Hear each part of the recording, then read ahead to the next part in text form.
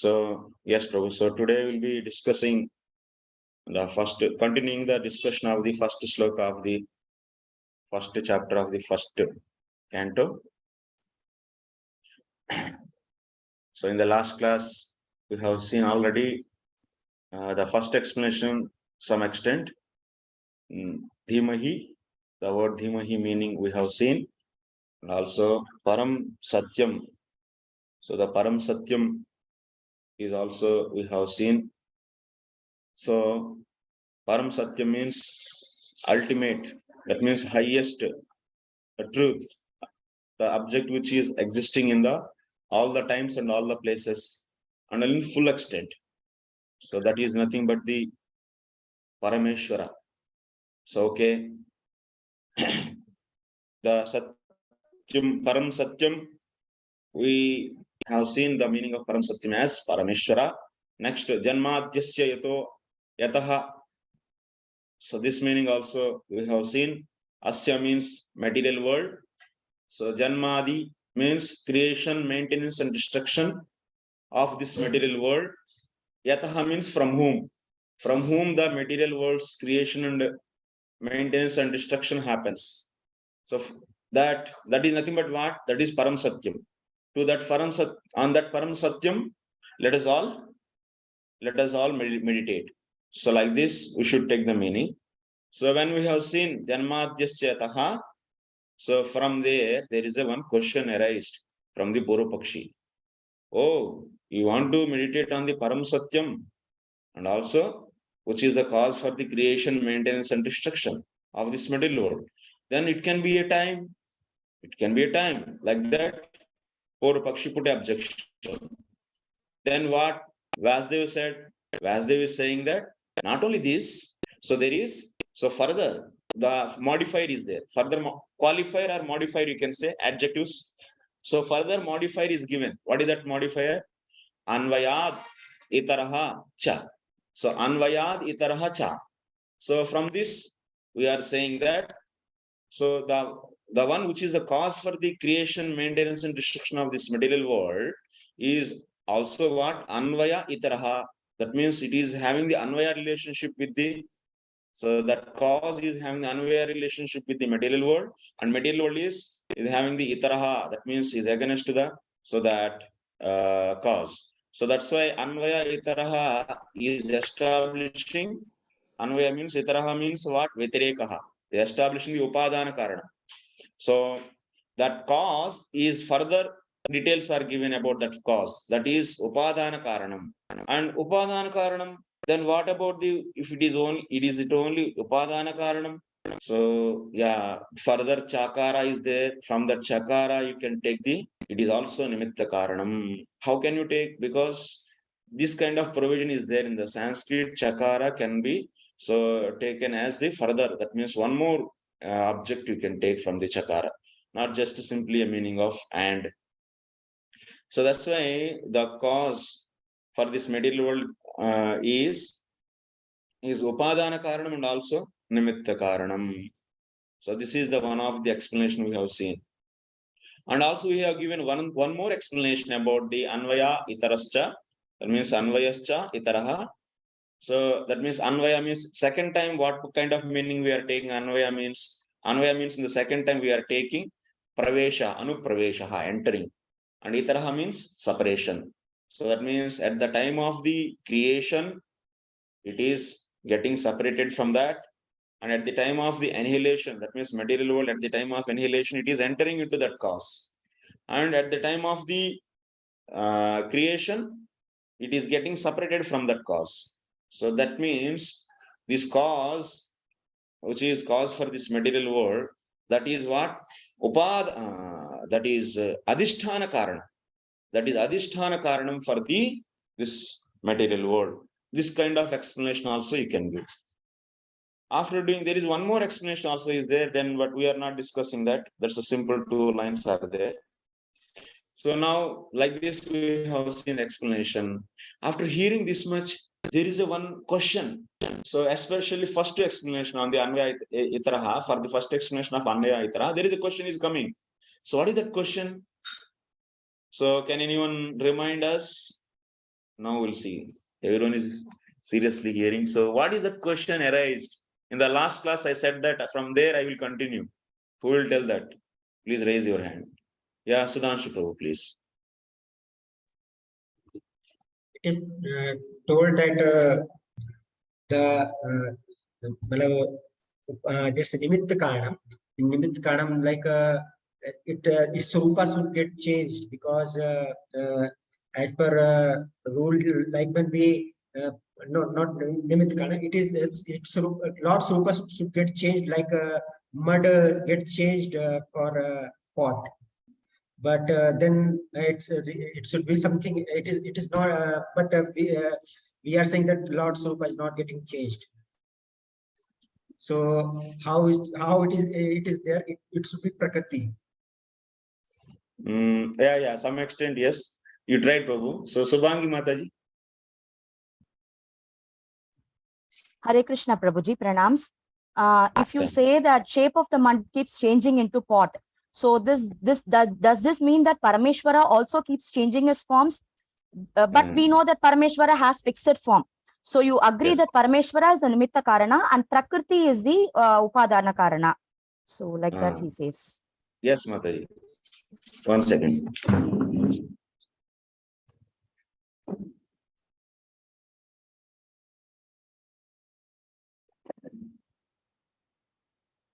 So, yeah, Prakriti, yeah, the point is Purupakshi, what they are saying. Oh, from the first explanation, we are saying that Lord is Upadana Karanam and also Nimitta Karanam. Especially they are catching on the point of Upadana Karanam. When you say Lord is the Upadana Karanam for this creation, Upadana Karanam means what? Example is mud and pot. For the pot, mud is the Upadana Karanam. So Upadana Karanam always changes its shape. So to produce the effect. What is the effect? Mud is the cause. So mud is getting changed shape to give the effect. So then Lord is Upadana Karanam for this middle world means he is also changing his shape, which is not desirable for us. So Purupakshi will ask, is it desirable for you? Then we say no. Then they are giving a proposition for us. So yes, you don't like this. That means Lord is getting change of his shape. So then that's why they are asking us to accept. You accept Prakriti is the Upadana Karanam and Lord as the Nimitta Karanam. They are making us to accept that Prakriti is different and Lord is different.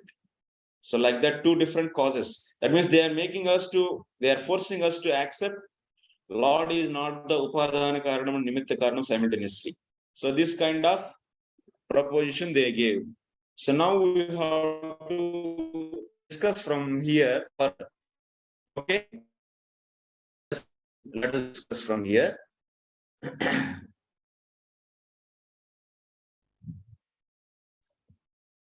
Just 1 second,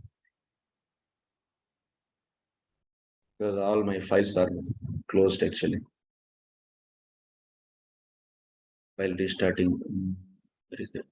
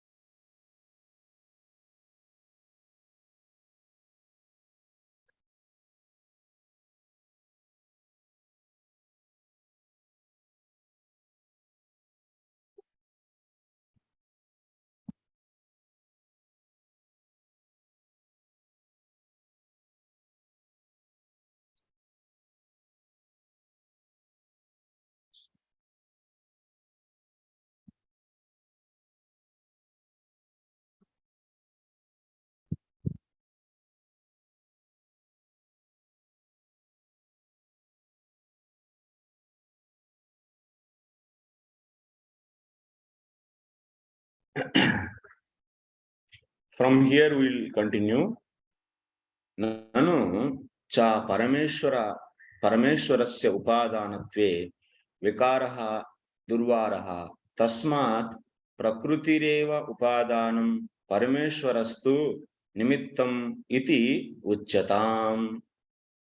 Whenever you are seeing the Nanu, you should always understand that this is the Purvapakshi statement. Nanu means Purvapakshi, opponent. Opponent means just our author only, our author or our writer, that's Śrīla Viśwanātha himself act as a Purvapakshi, and he, to make us understand the concept, so he raises the question and he himself gives the answer also. So what is the opponent is raising the question? Parameshwarasya upadanatve. Parameshwara, if you consider as upadana karanam, vikaraha durvaraha. Vikaraha means change. There is a change in his form or shape. Tasma, therefore, prakrutireva upadanam. So, what proposition Purvapakshi is giving? You accept Prakriti as upadanam, Parameshwara as only nimitta karanam, nimittam. Then, what is the answer for this? Maivam. Maivam means not like this. Siddhanta is saying that we don't accept your proposition. So, here is a challenge for us. Even it's a really very important point. Whatever Purvapakshi is raising, that is an important point. According to the scriptures, so we are understanding that Lord is nimitta karanam and upadana karanam also. But how to satisfy this? So that is a challenge is given for us. If you say Lord is upadana karanam, the problem is you should accept change in his form. Change in his, that means vikaraha, that means there is a modification in him. But we all say that Lord is anantaha and anadi, and there is a nityaha. Nitya means there is no change. If you accept change, then there is a, definitely it is destroyed also. That change will lead to ultimately destruction also. So such a problems are coming. So by saying Lord is upadana karanam and nimitta karanam both. Now how to answer this? So this is now see Siddhanti, that means our author, that's so Vasudev, that means representing Vasudev. So Viśwanātha Thakur is saying, Yaha sarvagnaha sarvavid iti sa eikshat lokan sruja iti tadaikshata bahusyam prajeyaya ityadi srutibhi. Chetanasyiva jagat karanatva pratipadanat parameshwara eva jagataha upadanam nimittam cha. Now, Siddhanti is saying what? Yaha sarvagnaha sarvavit. This is the one statement from the Upanishad. Sa aikshata lokanu sruja. This is also one more statement from the Upanishads. Upanishad. Tad aikshata. This is also one more statement from Upanishad. Bahusyam prajeya. This is also one more statement from the Upanishad. All these Upanishads saying that who is the cause? Chetana is only the cause. There is a, initially there is only one. There is only one person. And Yaha sarvagnaha sarvavit. So he is the only the knower of everything. And he was only one. One only was there initially. And he is only the cause for everything. That means he is the upadana karanam and nimitta karanam. Chetana padartha only the upadana karanam and nimitta karanam. Upanishads are clearly saying this. Bahusyama prajeya. That means, what is the meaning of bahusyam? That means, syam means, I will become many. To produce different entities. Lord wants to become many, then this whole creation came. That means at that time nothing was there. He was only one there. Then you may ask, at that time the spiritual world and spiritual entities also not there in the spiritual world. They're there, but they are all internal to him. internal to his Swarupa. That's why you don't consider them as different from him. So that's why Lord and Lord's eternal devotees who are there in the spiritual world, all together you can consider as one. Okay? Because they are all in the influence of Antaranga Shakti, Swarupa Shakti. So that's why you can consider everything as one. But now he wants to become many. So Bahusyam Prajeya. So to increase the many, to become many, so he desired that he want to become many. So tad aikshata, he only saw that. Tad aikshata means he saw. Sa aikshata lokannu sruja. He saw and he created all the living entities. That means all these material bodies and everything are created by him only. From all these Upanishad statements, what we are seeing that Lord is only the cause. That means is the upadana karanam. That means material cause. Nimitta karanam means effective cause. Both causes. He is only the both causes. Then, if he is the upadana karanam and nimitta karanam, if you say still there is a problem, still it is there.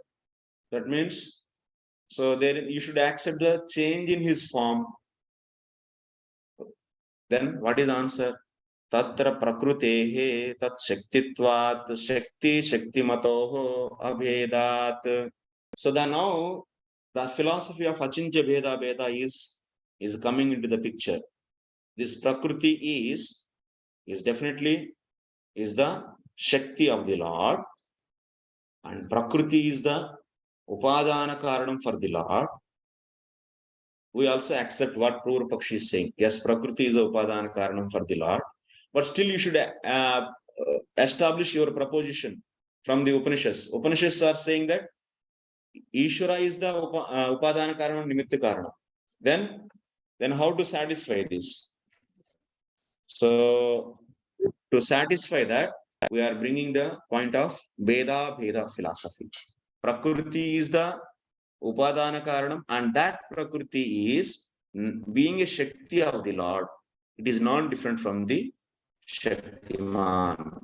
So this is the way. 1 second.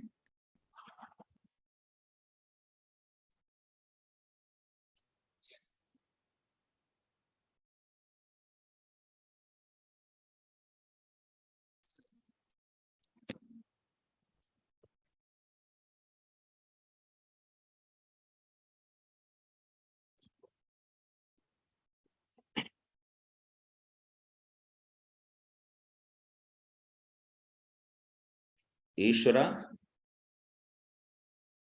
and Prakriti.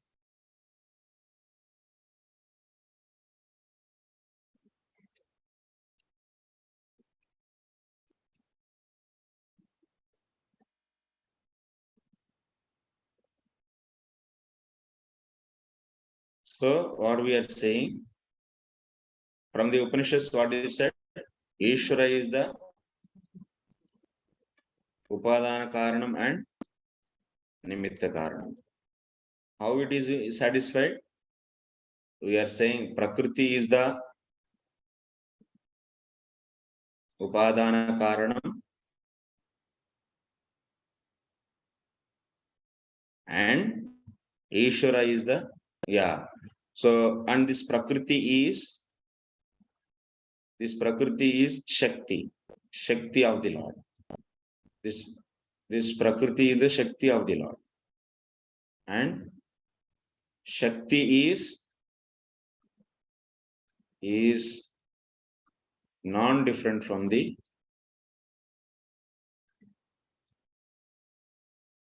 Shaktiman. Shakti is not. This is Shaktiman. This is Shakti, and this is this is Shakti, and this is Shaktiman.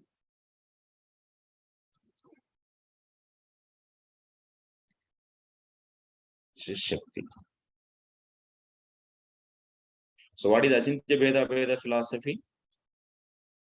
Simultaneously one and different. One and difference between what? Shakti and Shaktiman. Shakti and Shaktiman. Shakti can be what? Shakti can be material energy, that is Prakriti, and Jiva. Jiva, that means Tatastha Shakti. Tatastha. Tatastha Shakti.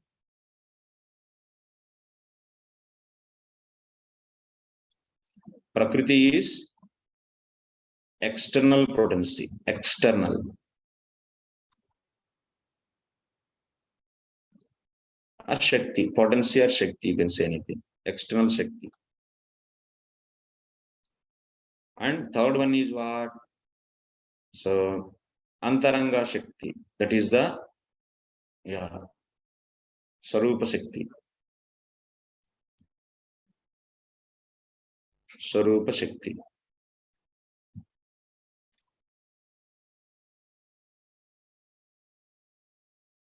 This is internal potency. How many Shaktis are there? Grossly, you can classify into 3. All these 3 Shaktis are non-different from the Shaktiman. So, and also they are different also. They are different and also non-different. This Sarup Shakti is cause for the manifestation of this form. Now you are seeing beautiful eyes, legs, hands, this, that. To form this shape, there is a need of Shakti. That Shakti is Sarup Shakti. Not only so Lord's form and also Lord's abode. This is the Lord's abode. Lord's abode is also formed by the Sarup Shakti. And Prakriti is cause for this material world. And Jivatmas are there here also in this material world. Jivatmas are here also in this spiritual world. This is Jivatma is also Shakti. That is also Shakti. All these Shaktis are non-different from the Shaktiman. Lord is the Shaktiman and he is possessing all these Shaktis. And they are all non-different from the Lord and also they are different. Simultaneously different and also non-different. For this, I already set the example. There is a lamp. Lamp is there and there is a light and heat. Light and heat energy.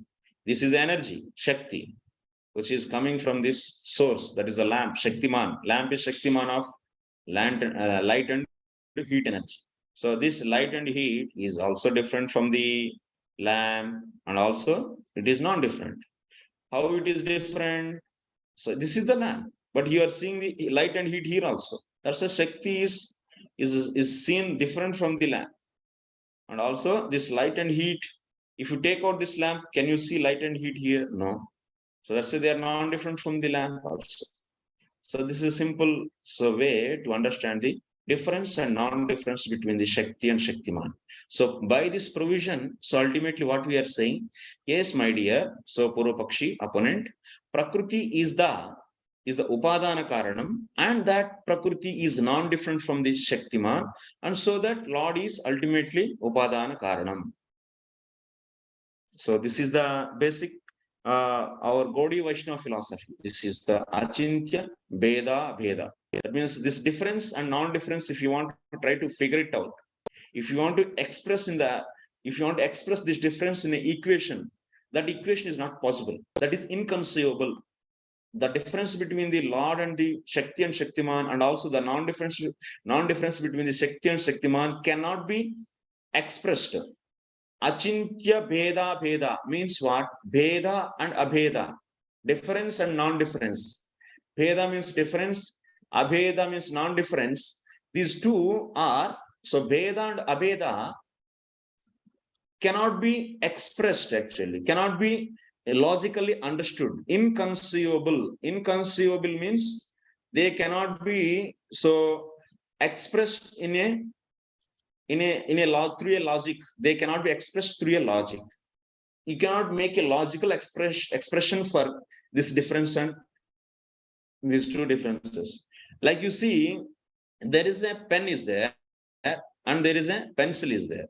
So the difference between the pen and pencil can be easily understood, and it is logical. Logically, you can express. But similarly, the difference between the Shakti and Shaktiman here in this case, it cannot be. It's inconceivable. Inconceivable. Okay, that will, if you want to more and more discussion on this, you can go through the Bhagavat Sandarbha. If you study Bhagavat Sandarbha, the whole discussion comes here. Yeah, Dina, Pavan, Krishna. Thank you. Yes. Thank you for a nice explanation. I just have a small query. As you said, Swarup Shakti is a cause for the creation of this the form, like eyes, nose, and all these things. Yeah. So by that, do you want to mean that for the this body also, like material body, the form of this material body is also caused by Swarup Shakti, not by the Prakriti, not by the external Shakti? For Lord's body, Swarup Shakti is the cause. So Oh, when you this mean to say for Lord's body? material, yeah, this is Lord, na Ishvara. Okay, This yeah, is that's Ishvara. yeah, I understood. And in the spiritual world, even Jiva's body, for Jivatma also body is given by the Swarupa Shakti only. Here, all the bodies are made up of Swarupa Shakti. In the spiritual world, here all the bodies are made up of by the Prakriti. Okay, but when Lord comes, so his body is not made up of Prakriti. He is eternally, so he is having the spiritual form, spiritual body, which is out of Swarup Shakti. But when Jivatma is in the conditioning state, so at that time the body is given by whom? Body is made up of Prakriti. But when that Jivatma is realizing its Swarupa and is going back to the spiritual abode, then that body is made up of what? The body, according to the bhava, relationship we develop with the Lord. So based upon that, body is given to us, Jivatma. So that is spiritual. That is a difference, bro. Okay. So if you have any questions, you can ask. Now we'll continue further. Prakriti dvarakam yeva tasya upadhanatvam swarupena tu prakriti atitatva tasya nirvikaratvam cha yatoktam bhagavata. So that's why that is the need. That is the need of Achintya Bheda philosophy. So Upanishads are saying Lord's body is always stable, fixed. Lord's shape is not changing. And also he is Upadhana Karana. All Upanishads are saying he is only the cause, all the causes, he is only all the types of causes for this creation. That means Upadhana Karanam, Nimitta Karanam, even if he is the Adhisthana Karanam, he is everything. Because he was alone initially. From him only everything is coming. So that means he is all the types of causes. There is no other person to do the creation activity than the Lord. There is no other person. So Upanishads are saying you cannot go against the Upanishad statements. Upanishads are saying he is all types of causes for this creation. And also there is no change in his form. Then how to understand? Because Upanishads, they don't say lie. We lie, but they don't lie. And they don't tell any, that means there is no need to interpret those sentences. If you try to interpret those sentences, then they are, that means you are not strictly following them. You are trying to use your intelligence. Or maybe like this, maybe like that. But Achintya Bheda philosophy is such a philosophy without any giving of any secondary explanations by us with our speculation on these Upanishad statements. Directly you can take the meaning as it is through the Achintya Bheda philosophy. How it is possible? So Lord is becoming the Upadhana Karanam through the Prakriti. Through the Prakriti, and this Prakriti is not in the Swarupa of the Lord. This is the Swarupa of the Lord. It is not there in the Swarupa of the Lord. It is outside to the Swarupa of the Lord. That's why it is known as external potency, or otherwise Bahiranga Shakti. Bahiranga, that means it is outside to the Swarupa of the Lord. That means this Prakriti will change its shape. But Lord's shape is not changing because it is external to his Swarupa. This Prakriti is external to the Swarupa. And Lord's Swarupa is out of the what energy? Swarupa Shakti. So that's why these two types of energies you should accept. Parasha Shakti Vividhaiva Srivite. Actually, Lord is having the energy is one, but there are the different types of different forms of energy are there. Like electricity is also converted into, or you can see in the different types. In the whole world, energy is one, but it is existing in the different forms or not. Electrical energy and kinetic energy, potential energy, this energy, that energy, like this. Heat energy, light energy. So like this, Lord is having the energy and it is in the different forms. So some energy is the cause for this creation, that is known as Bahiranga Shakti, which is outside to the Lord.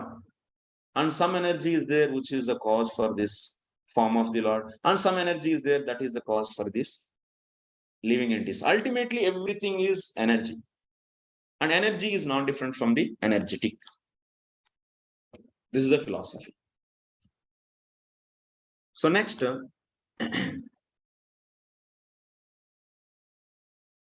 Prakriti Dvarakam Eva Tasya Upadanatvam. Through Prakriti, he is becoming the Upadana Karanam Sarupena tu. That means but his Sarupa, his form, Prakrutyati Tatvat, it is beyond the Prakriti. So, Tasya Nirvikaratvam cha. This Lord Sarupa is beyond this Prakriti. Because you don't see any in the Upanishads, when the Upanishads are describing the form of the Lord, they are clearly saying that this characteristics of this form is completely different from the Prakriti. There is no hunger, there is no old age, and there is no diseases, and there are no death, nothing. We are not hearing any of these. So generally we have seen these kind of characteristics in the material body, but we are not seeing these kind of explanations or characteristics in the Lord's body. So that means his body is completely beyond this Prakriti. So that means there is one more energy you should accept, so which is cause for this body. So that is known as Swarupa Shakti.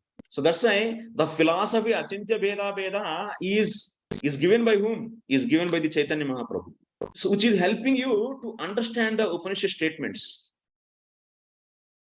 So this philosophy is not coming, it's not coming from anywhere. It is coming from our Upanishads only. We can just to interpret everything in line, in correct way. So some logical understanding is needed. So that is nothing but this Achintya Bheda philosophy. Okay. Nirvikaratvam cha yathoktam Bhagavata. So even Lord himself is saying, Prakritiryasya upada yasyopadanam adara purusha para sato vivenjaka kalo brahma tatritayam tu aham iti prakrutehe swatantriyena upadanattvameva shastra sammatam. You can see the meaning of this sloka. Prakritihi upadam Purushaha Adaraha and Satah Abhivanjaha Kalaha Brahma time. Tatritayam tu aham. The Lord is saying in the 11th canto actually. To Uddhava. What he is saying, Prakriti is the Upadana Karanam, Purusha is the Adara. Purusha means what you should take here? Karnanam Shai Vishnu. Purusha is because Prakriti is there, and that Prakriti is activated by whom? Prakriti without Purusha will not produce anything. Prakriti means you can take Stree. Without the male, Without Purusha, can she produce anything? No. So that's why Purusha is means what you should take here. Karnanusaya Vishnu. Kalaha, that means Kala, time. Time is the potency. So that is, so coming from the Purusha to Prakriti, and that is causing to get the changes in the Prakriti. So this is the Kala. That means all these three modes in the Prakriti, because of what? Because of the time. And that's the time. What he's saying, Krishna? Krishna is saying, all these three, tat tritayam tu aham, I am this three. That means Prakriti is Krishna. That means Shakti is non-different from the Shaktiman. Purusha is also Krishna. That means Lord himself is taking the form of Karnanusaya Vishnu. Why? To do the creation. Jagruhe Paurusham Rupam Bhagavan Mahadadibihi. Whenever he wants to, that means the desire of creating this material world. Ekaha Bahusyama. That means when he wants to become many, then he is taking the form of, yes, so Karnanusaya Vishnu. Form means it is there, eternally is there, is manifesting and unmanifesting, appearing and disappearing. That's all. So Lord is all these three. He's three. So I request to mute. Someone is unmuted. So all these three.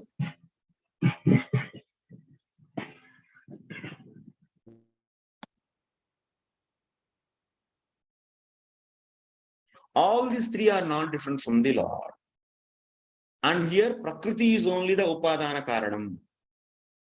And Lord is Upadana Karanam in what way? Because that Prakriti is the Shakti which is not different from the Lord. So that's why he is Upadana Karanam. Through the Prakriti is becoming Upadana Karanam. But not by his Swarupa he is not becoming the Upadana Karanam. By the Swarupa he is not becoming the Upadana Karanam. Tasmat Pariveshwaraha Sarvagnaha Eva Swatantriyena Jagat Karanam. Karanam Uchyate. So finally what? Finally, Tasmat Parameshwaraha Sarvagnaha Eva Swatantriyena Jagat Karanam Uchyate. Because Loka Sisruksha, when he get the desire to create, then he will take out Prakriti from him. I already explained day before yesterday in the last class. So how the creation happens? When Krishna, this is Krishna. Krishna is only one. And even his spiritual world, Goloka and all other lokas are considered as non-different from his Swarupa only. All Jivatmas also considered at that time. So all the liberated Jivatmas as non-different from him only. Like Surya, so the sun globe is there and these different potencies, that means different so photons are there, photons. The sun rays which are inside this globe are also considered as sun. Similarly, different Jivatmas which are liberated are there, so they are also considered as non-different from the Lord. So that Krishna, when he wants to do the creation, he manifested the form of Karnanusaya Vishnu, and from the Karnanusaya Vishnu, so Prakriti is taken out, and that Prakriti, so he is putting the glances, that is nothing but the Kala Shakti he is entering, he is sending the Kala Shakti into the Prakriti. So that's what Krishna is saying, I am this Kala, I am this Purusha, and I am this Prakriti. Everything is Krishna only, because he was alone at that time, initially, and he so created. Okay.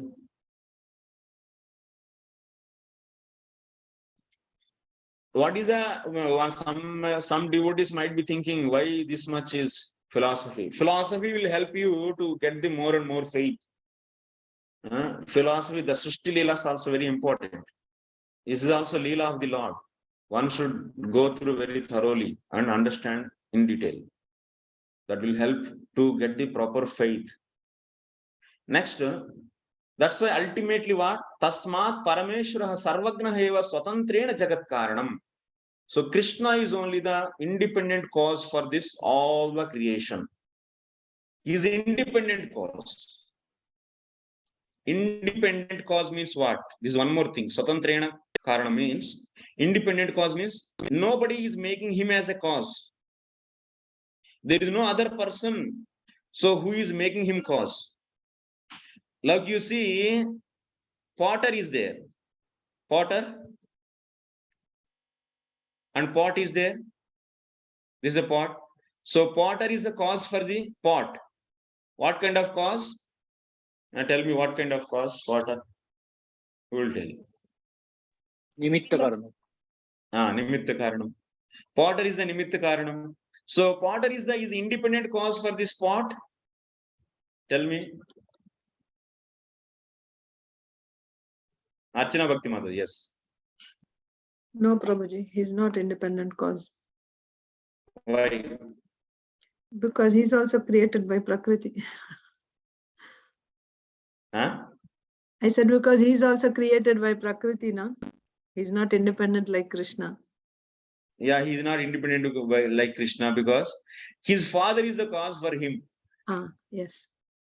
Correct. If his father is not there, then where is the potter? Yes. So that's why potter is not independent cause. So his father is the cause for this cause.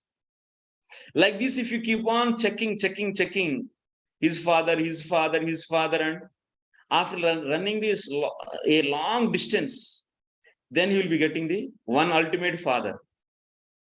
That is Krishna. One may ask, who is the father of Krishna? Are Bhai. So after running a long distance, finally you are stopping. That's why it is the final. So that means digging, cause of the cause. So when you stop, that stop name is Krishna. That is the understanding actually.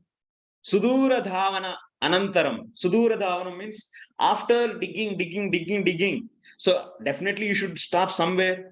Because if you don't stop yourself, then your logic is a failure logic, is a false logic, useless logic, which is not having the any end actually.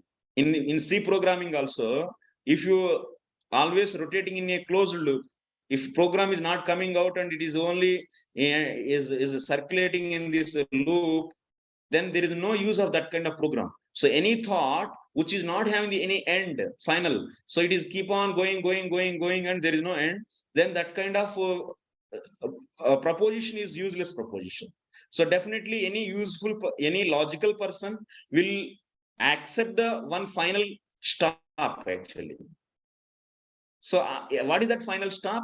That is Krishna. The final stop is Krishna. Okay. Next. Natu jada prakritir ityaha. Not this material world is not the cause. Maya is not the cause. Because our friends are there, you know. Who are our friends? Or not our friends, our enemies. One type of, that means philosophical enemies. Advaitins. Advaita philosophers, what they say? They say that Maya is the cause for the creation. What is that Maya? There is a Brahman is there. They accept Brahman. They don't accept Krishna or anything. The Brahman, which is not having any kind of the features, is completely free from all the features. That means attributes. And that Brahman is reflecting on the Vidya. Vidya is the potency of the Maya. And that when this Brahman is reflecting on the Vidya, which is the potency of the Maya, then that is known as Ishvara. And also they say, when this Brahman is reflecting on the Avidya, there is Avidya. On this Avidya, when this Brahman reflects, then that is known as Jivaha. So this is the proposition given by the Advaitins. See, every philosopher, they give some framework to you to understand the Vedic statements, Upanishad statements. This is a framework given by the Shankaracharya. But if you accept this, then what is the problem is coming? Ishvara is not permanent actually, is not Nitya. So till the time Vidya is there, Ishvara is there. Because Ishvara is nothing but what? Reflection. So Brahman, when reflects on Vidya, then that is known as Ishvara. Okay. So when this Vidya is the component of the Maya, when this Maya is finished, and they say Maya is not eternal, Maya will be destroyed at the final, at one stage. Then Maya is finished, Ishvara is also finished. There is only Brahman is there. So this is their philosophy. This philosophy will not help us to understand all the Upanishad statements as it is, because some injustice will happen. Because some Upanishad statements. So that's why this kind of philosophical proposition we don't accept. So when you follow this kind of philosophy, according to them, what is the ultimate cause? So Maya is the cause. Maya is the cause. Because Maya is the cause for the Ishvara, and Maya is the cause for even the Jivas. Because Maya potencies are Vidya and the Avidya. Not only this, there is one more school is there, there is one more school, because these are all, you see, nowadays scientists, how they are doing the research, having their own propositions and giving the different explanations. Previously also sages are there, rishis are there, they are also going through the Vedas and giving their own way of philosophy. There is one more philosopher, his name is Kapila, Nirishwar Kapila, who doesn't accept the Ishvara. This Kapila, what they say, this Kapil, not our Kapila, this Kapila, he is saying that Prakriti is the ultimate cause.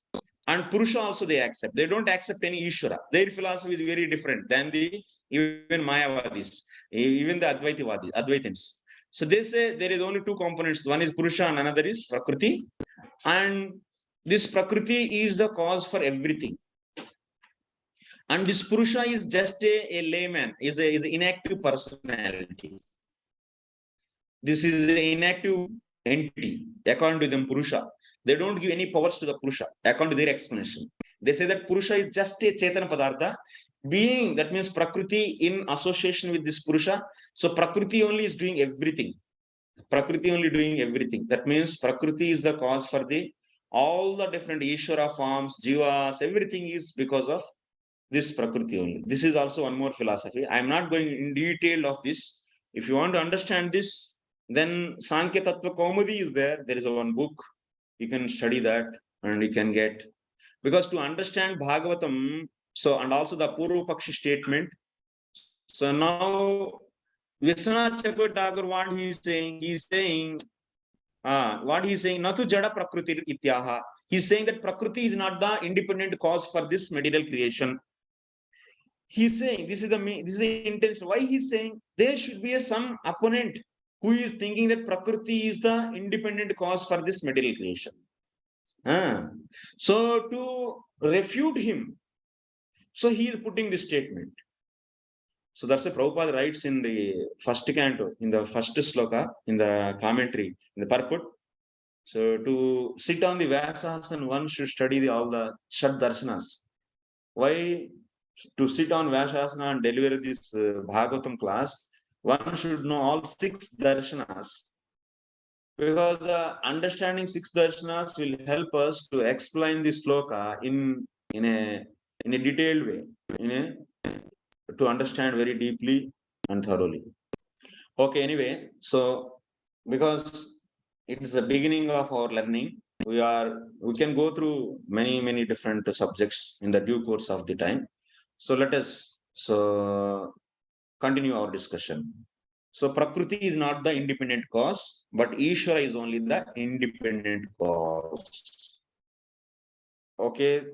Natu Jada Prakritir Ityaha Artheshu. Now we are going to see the explanation of Artheshu Abhignaha. What is the meaning of Artheshu Abhignaha? And can anyone tell? What is the meaning of Artheshu? According to our file, Artheshu Abhignaha means what we gave.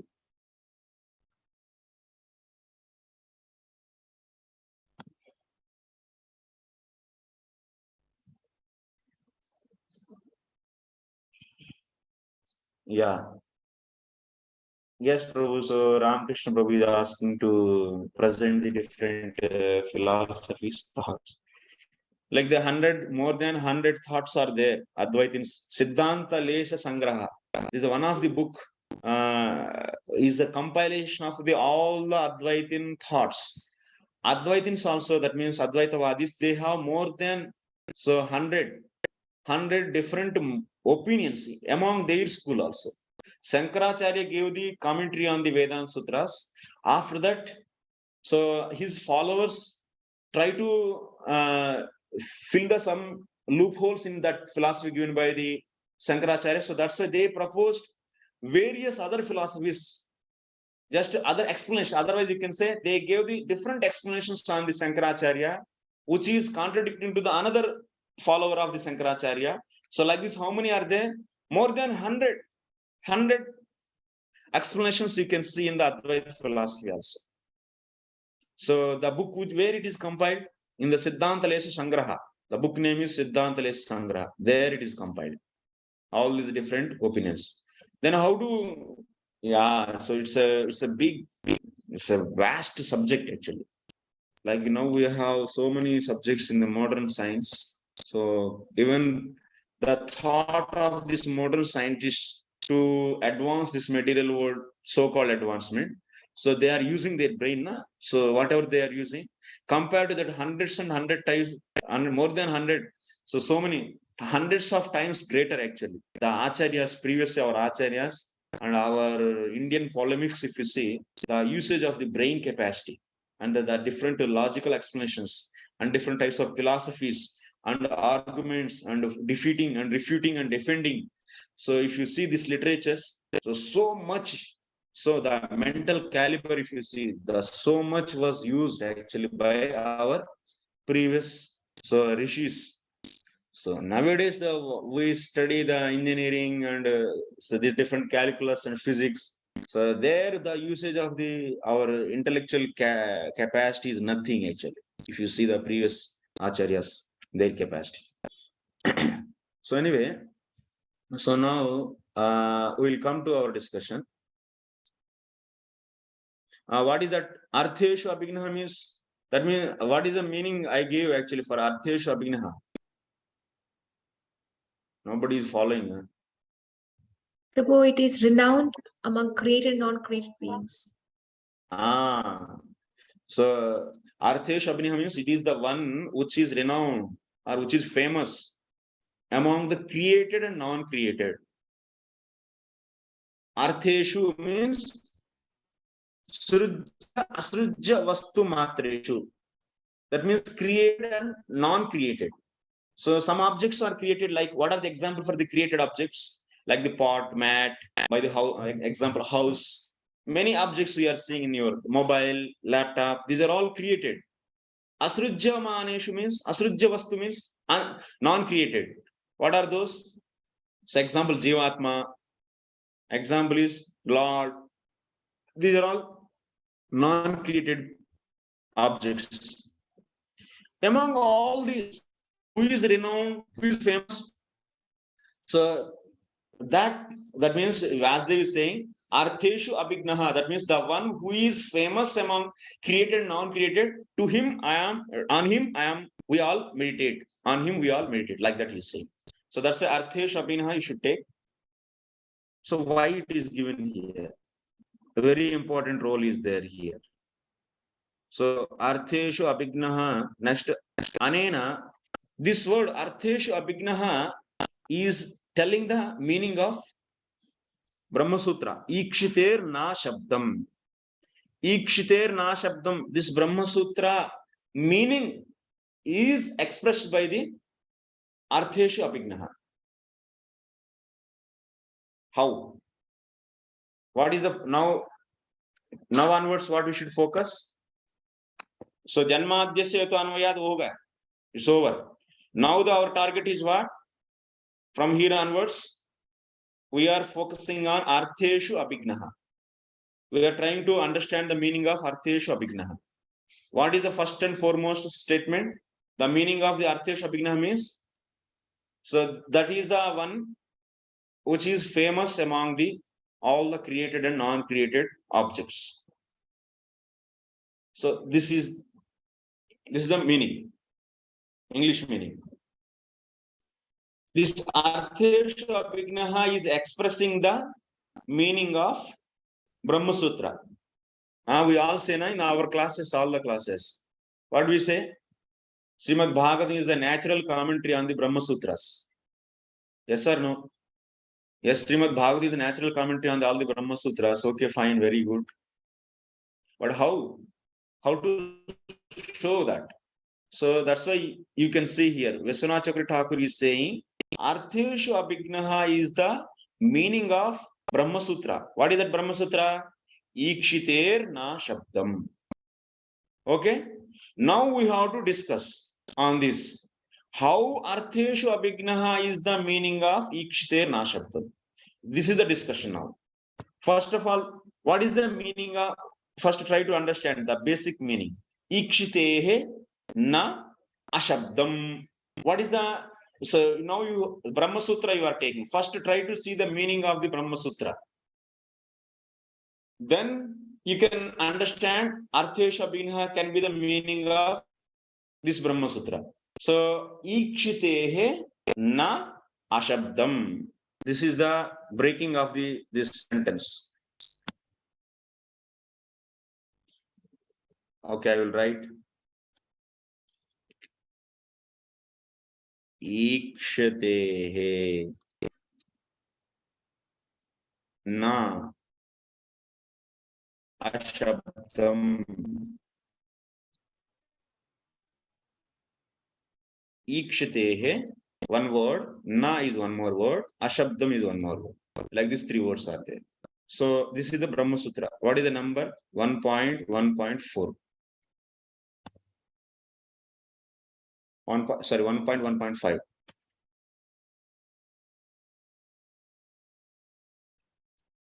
That means in the first pada, in the first adhyaya, first pada, fifth sutra this is in the Brahma Sutras. So Artheshu Abhignaha.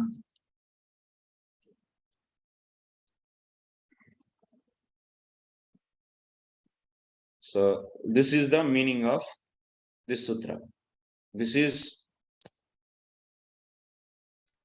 the meaning of, yes. Okay, Ikshitehe na ashabdam. What it means? He's saying Ikshitehe means Ikshanat Jagat Karanatva Pratipadaka Sruti Vakyeshu Tasyaiva Vichara Visheshatmaka Ikshana Shravanat.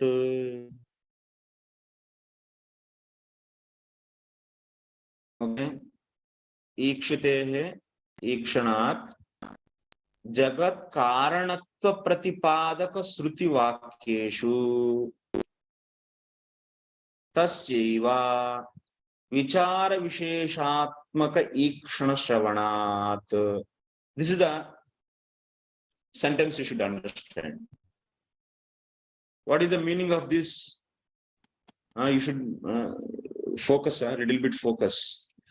Jagat Karana Pratipadakatva Vakyeshu means there are so many sentences in the Upanishads. Like this sentence 1, sentence 2, sentence 3, like this. Several sentences are there. They are all telling about what? Creation of this material world. Creation of this material world. These are the different sentences which are telling about creation of this material world. In those sentences,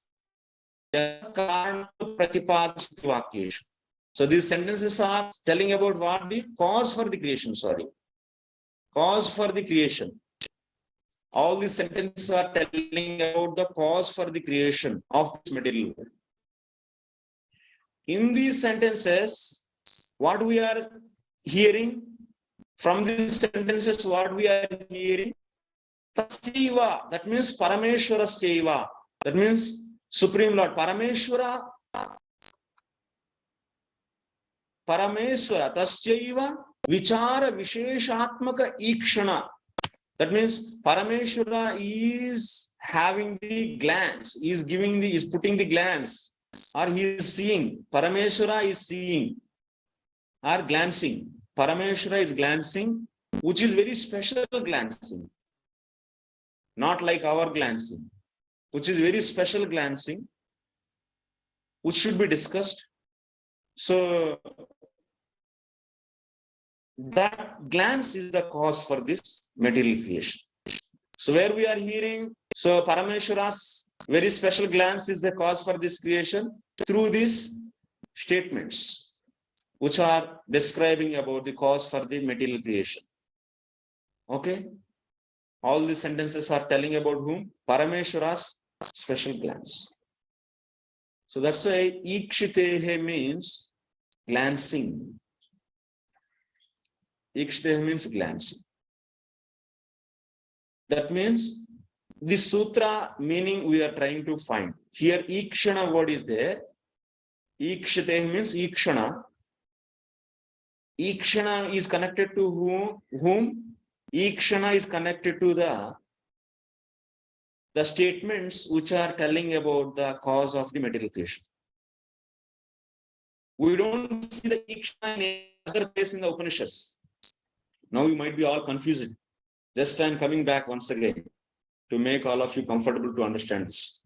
What we are doing, we are trying to understand Artheshu Abhignaha is the meaning of Brahma Sutra Ikshitehe Na Shabdam. Okay, this is the first step. To reach to our goal, first of all, you should know what is the meaning of this Brahma Sutra. Okay, we are trying to figure it out the meaning of this Brahma Sutra. And if this meaning and this meaning, Artheshu Abhignaha, so Artheshu Abhignaha, this meaning, if both meanings are same, then you can say Artheshu Abhignaha is the meaning of Ikshitehe Na Shabdam. So now that's why to establish Artheshu Abhignaha is the meaning of Ikshitehe Na Shabdam, you should first of all understand what is the meaning of Ikshitehe Na Ashabdam. So for this understanding of Ikshitehe Na Shabdam, first of all, you should break the words of this Ikshitehe Na Shabdam into the different words. So this whole sutra is broken into the different words. So what are the words are there? Ikshitehe Na and Ashabdam.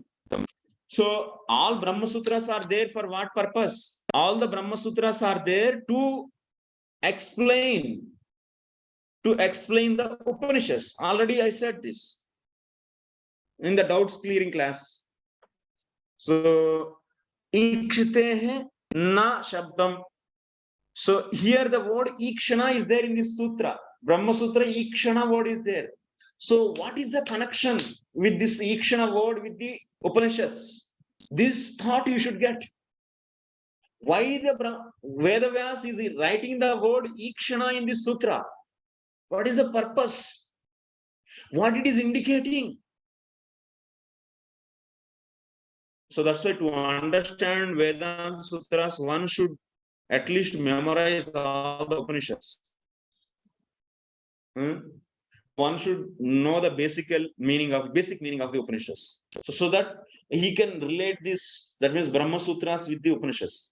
So when any author, any acharya, whoever is going to explain this Brahma Sutra, so immediately then by hearing this word, by seeing this word Ikshana, then what he is thinking, acha, in Upanishads, which are establishing the cause for material creation, what they are saying, those Upanishads, they are telling about so glance, Ikshana of the Lord, and he is the cause for this material creation. His glance is the cause for this material creation. So Achamani, this sutra is telling about that thing.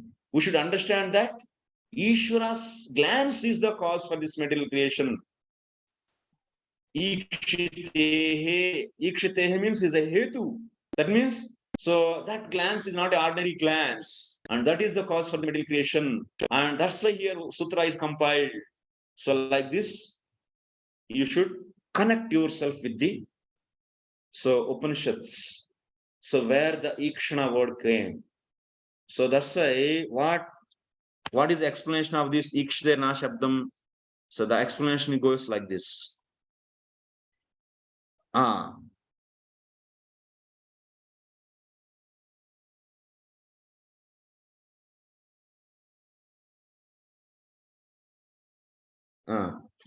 Such ayam prakantam brahma jagat karanam bhavati kutah ikshitehe. So to understand this sutra in full extent, so ikshitehe means is in the panchami actually. It's in the panchami vibhakti. That means it is a hetu. Ikshitehe, that means ikshana is the cause. Ikshana is the cause for what? If you see this sutra, ikshitehe na shabdam, before this athato brahma jignasa janmadyasya ataha, next tattu samanvayat, like this other 4 sutras came. All these 4 sutras are telling about what? Remaining, that means ikshite nasabdam, before this. So what is the first sutra? Athato brahma jignasa. This is the first sutra. And second sutra is what? Janmadyasya yataha.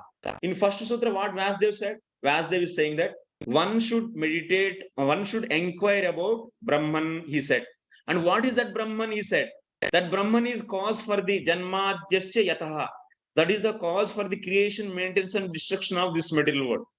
So that means the context, if you see the sutra context, what is going on the context? We are seeing the cause for the creation, cause for the material creation we are seeing. Because in the first sutra, Vyasadeva is telling about the,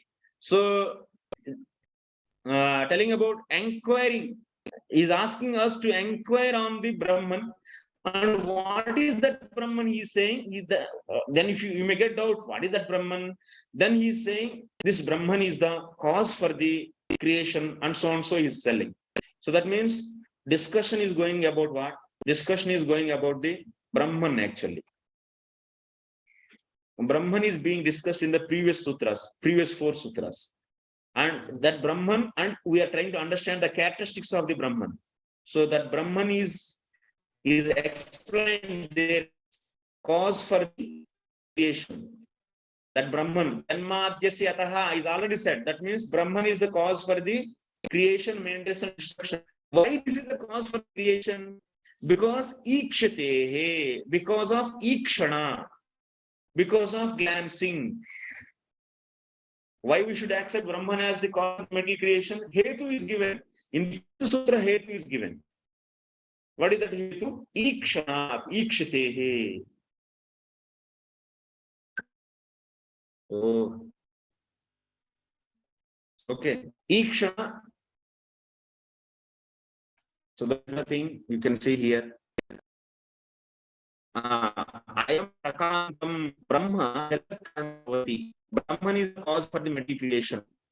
In the first 4 sutras, we have seen Brahman is the cause for the Brahman is getting creation. What is cause for this creation? Ikshatehe, ikshanat.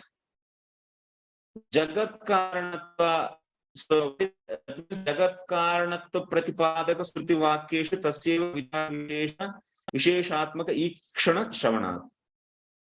So why we have to accept Brahman? Because of the glancing.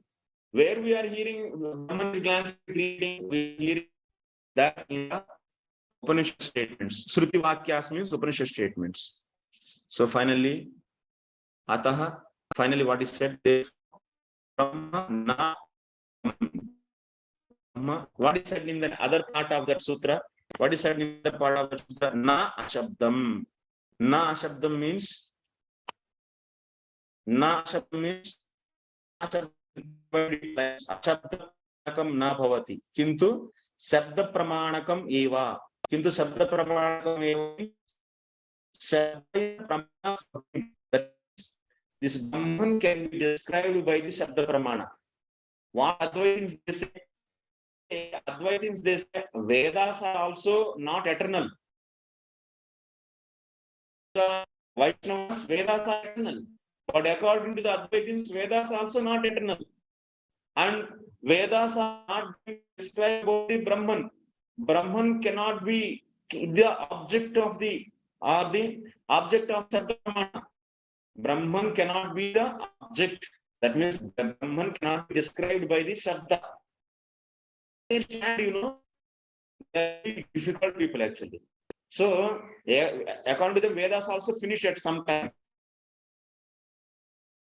Now, what we are saying that Brahman can be object for the Shabda Pramana. What is the meaning of object for the Shabda Pramana? What Pramana? Pramana means Prama Paramiti Pramanam. I will be finishing very quickly. So Pramana means the one which produce the right knowledge is known as Pramana. That means right knowledge. The one who studied the right knowledge is known as Pramana. So how many Pramanas are there? 3 Pramanas are there. What is that? Pratyaksha Pramana, Anumana Pramana, Shabda Pramana. So Shabda Pramana means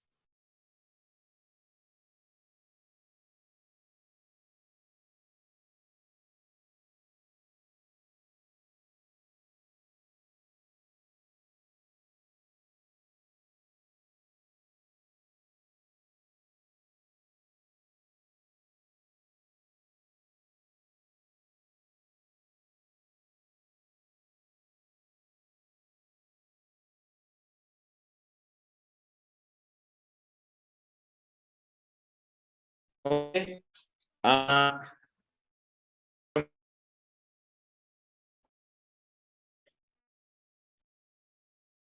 Through the file, what I give whatever file I give. You please go through that. Try to understand what I said till now. So, what is the meaning of Ikshite Nashabdam? So, I didn't explain completely. In the Ikshite Nashabdam, Ikshite word is there. Why this word is there? This word is the Hetu actually. Cause. Ikshitehe means because of seeing. In the sutra, what is there? Ikshitehe means what is the literal translation? Because of seeing. Because of seeing, it is connected to what? So you may get this doubt. So then you have to see what is the context is going. Previous to this sutra, or 4 sutras are there. Those sutras are telling that Brahman is the cause for the creation.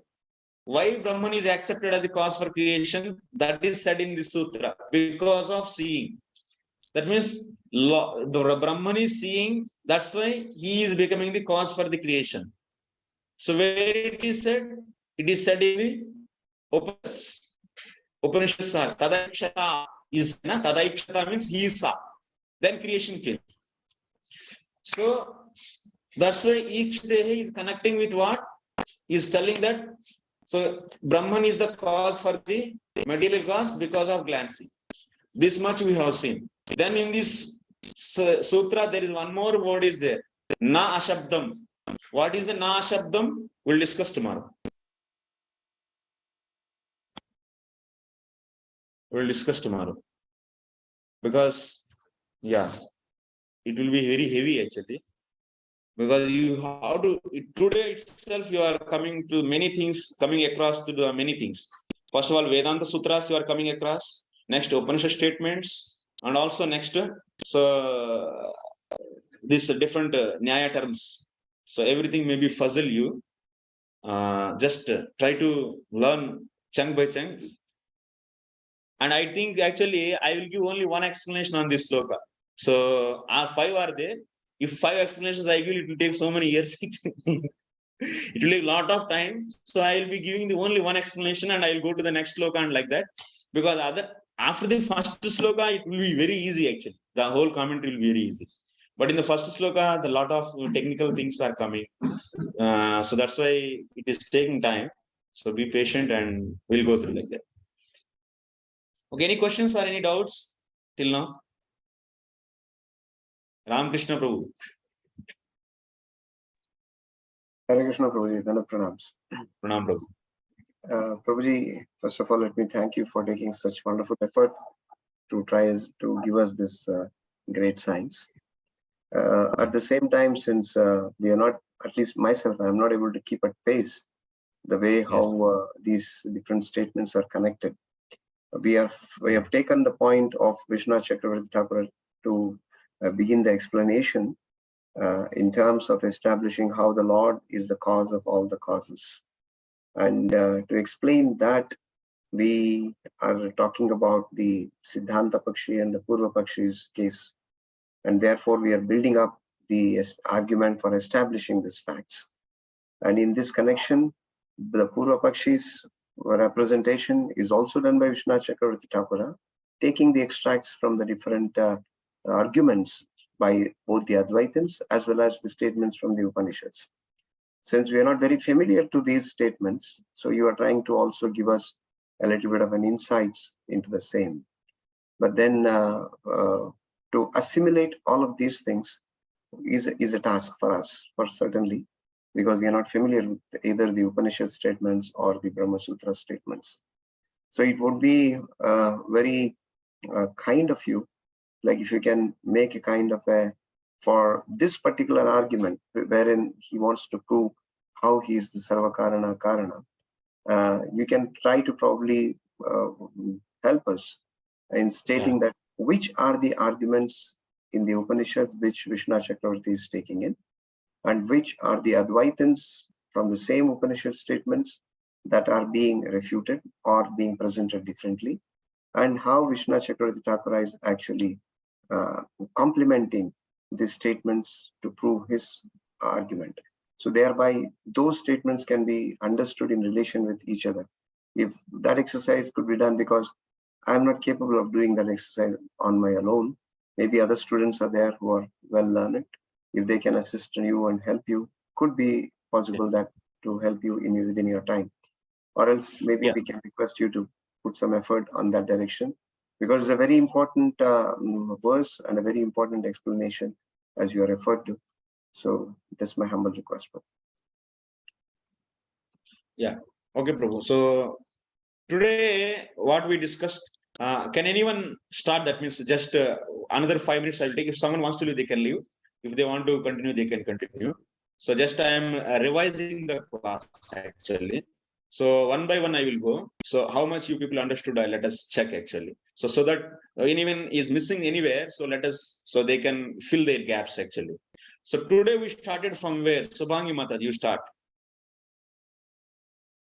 Not tell everything, you should not tell. Only little bit you tell, then I will pause it and I will take another one. Yes, Prabhuji. Hare Krishna, pranams. So today we saw about, you had explained about the previous sessions, and then we came to the Siddhanti's question, Purva Pakshi and the Siddhanti's answer on how Prakriti is Upadana Karana and why not Prakriti is Upadara Karana. Because energy and the energetic, we concluded that Prakriti is the energy of the Lord, Bhagiraga Shakti, but energy and energetic is not different. Achintya Beda, Beda Tattva philosophy we analyzed, and we came to the conclusion that both of them are different and non-different. Yes, Prakriti changes form, it manifests, it manifests and it unmanifests, but Lord is always fixed. In that way, we concluded, Prabhuji. So, yes, thank you, Madhuri. Wait. Yeah. So, can anyone speak on the same sentence? Archana Bhakti Mataji. Hare Krishna, Prabhuji. So we started with the question, if the Lord is Upadana Karanam for material world, then he should be changing shape. But we know that the Lord actually does not change shape. Yeah. So how do you explain that the Lord is Upadana Karanam? So the Purva Pakshi is proposing, if you accept that the Lord is only Nimitta Karanam and Prakriti is Upadana Karanam, then the problem is solved. So the Lord and the Prakriti are separate. They're not the same. Yes. Lord is Nimitta Karanam and Prakriti is Upadana Karanam. This is this kind. One second, Mataji. This kind of thought is belonging to whom? This is the thought of Sankhates philosophy. This is Sankhates. They say they want to ask us to accept Prakriti and Purusha as different. No connection. This is the view of Sankhates. So that's why keeping Sankhates thought. So Viśwanātha Cakravartī is writing like this. Yes. Yeah. So then, so Purva Pakshi is saying that you should accept them as separate. Now, so that the Siddhanti is saying there are various statements in Upanishad, and you quoted Yaha Sarvagyaha Sarvavid and Sa Aikshata, Tadaikshata, so and so, Bahushama. So all these statements All these statements are pointing towards the statement that the ultimate cause is only one. It's not two causes. Chetana is the cause. Chetana Padartha is the cause. Yeah. Ultimate cause is Chetana Padartha. He is only alone and he is the cause. This we have seen. Because the meaning of those all four Upanishad statements is what? Chetana Padartha is only the cause. Like this we are hearing from the Upanishads. Okay? Yeah. So then, that means Siddhanti is saying that Chetana Padartha is the cause, and Purvapakshi what he is saying. So you should accept Ishvara as only the Nimitta Karanam and Prakriti as Upadana Karanam. But Siddhanti what he is seeing Chetana Padartha is only the all causes. That means total cause. Yeah, Ramakrishna Prabhu. Yes. Hare Krishna Prabhuji, taking from where Archana Bhakti Mataji stated that the Sankhates, they try to analyze and separate each and every cause, and they do not want to put connections between these different aspects of their explanation. So when the Sankhates are referring that Prakriti is an independent cause, and the Lord is another cause, Nimitta Karana, and Prakriti as the Upadana Karana.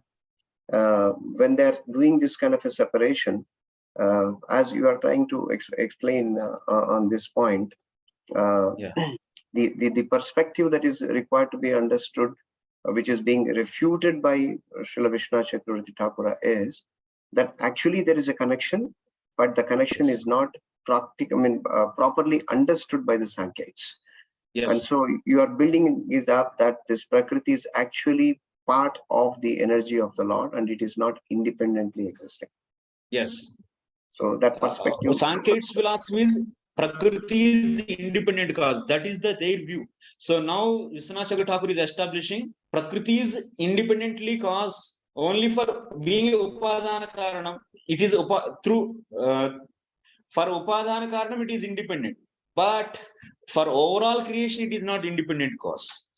So Chetana Padartha is only the independent cause.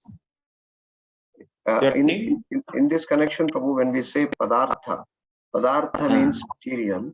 So the Sankhates consider even the Lord as an aspect in terms of an element. Instead of actually attributing that he is the all-powerful, they also analyze it to be as part of the elements for analysis. Is that how we should understand? Yes, Prabhu. So just I am trying to answer your question. So what Sankhates thinking, they are thinking that Prakriti is different, Purusha is different, and according to them, there is no Ishvara. And Prakriti is the main, that means he is independent. And Prakriti is just in association with the Prakriti, as in association with the Purusha, it is doing everything. So according to them, liberation means what? Liberation means coming out from this material world. That means material world means influence of Prakriti. So just try to become, that means Dukkha Nivritti is only their ultimate, that means Prayojana. So anyway, that is maybe I think deep discussion. So here the main Sankhates, what they say, Prakriti is the independent cause and Purusha is just a subordinate to the Prakriti, and being association with the Prakriti, being association with the Purusha, so Prakriti is only doing everything. This is their philosophy actually. So according to them, what? Prakriti is an independent cause. Now Viśwanātha, and that's why Sankhates, what they are saying that you should accept Prakriti as Upadana Karanam and Purusha as the Nimitta Karanam, and accept those two are the differently. And so that they want to prove their philosophy is right. But now Viśwanātha Thakur is saying what? Siddhanti is saying, no, Prakriti is not the independently cause. Yes, we also accept Prakriti is Upadana Karanam, but it is not independent. Because if we see the Upanishad statements, in that Upanishad statements, the Chetana Padartha is the ultimate cause of everything. Because he was only alone at that time. And from him only everything is coming. Even Prakriti is also coming from him only. So Prakriti also, one second. Search.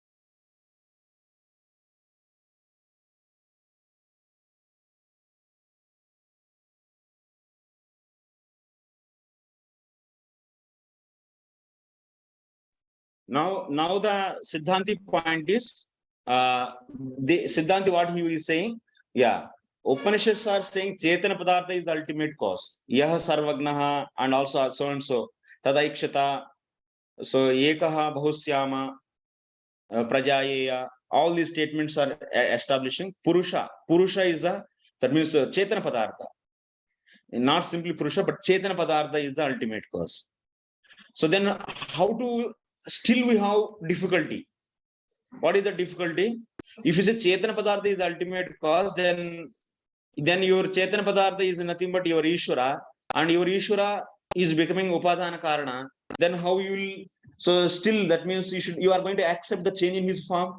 That doubt is still is there, na? Then you have to justify that also. Okay, it's clear, Prabhu, till now?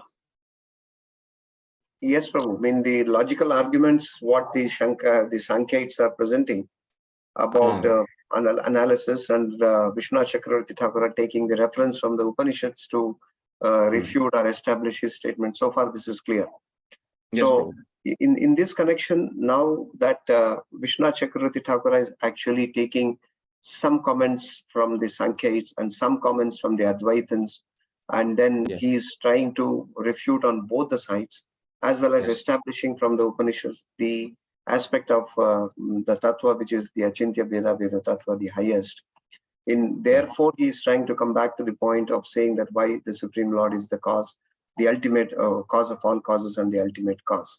So that's the point, Janmadhyasya Taha, as what we are now trying to establish, and then taking it to the other aspects from there. So my point of statement is like, though randomly we are hearing from Sankhites and then from Advaitins and so on, it is still to be put into some kind of a framework, though because it's a very intellectual activity.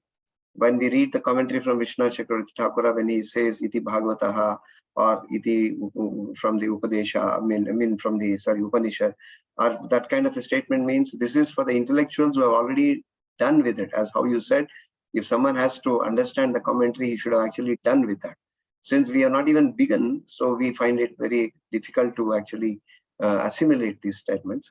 So it would be my honest request upon you that if you can just even take a few words from the Sankhites, few from the Advaitins, this is what they want to establish from this sloka or from this particular statement.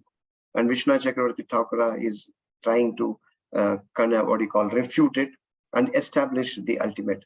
So if that connection is made in some way, probably things will become more easier for us to understand. Sankhya, I understood, Prabhu. Sankhya philosophy, you want me, that means Sankhya philosophy, the basic crux of the Sankhya philosophy, and also the basic crux of the Advaita philosophy, you are telling me. So you are asking actually. Yes, even if you limit just to that statements which is pertaining to this verse. No need for a very elaborate explanation. So that if you see Sankhites, the main point is what? According to the Sankhites, two things only are there: Prakriti and Purusha. Okay, Prakriti is independent according to them. Purusha is just a assisting element actually. Purusha, it doesn't have any significant role. One may ask, so what is the details of this? And they may ask this so many details. But for that, we need to study the whole Sankhya Tattva. But I'm saying to understand this statement, Sankhites' stand is what? They want to establish Prakriti is the independent cause. So now we are refuting that. We are refuting that and telling that Prakriti cannot be the independent cause.